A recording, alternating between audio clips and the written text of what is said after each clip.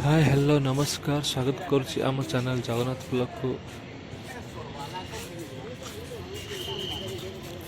आसतु आज आम देखा पुरी श्री जगन्नाथ मंदिर रे होता पतित पावन बाना चेंज होवार किसी दृश्य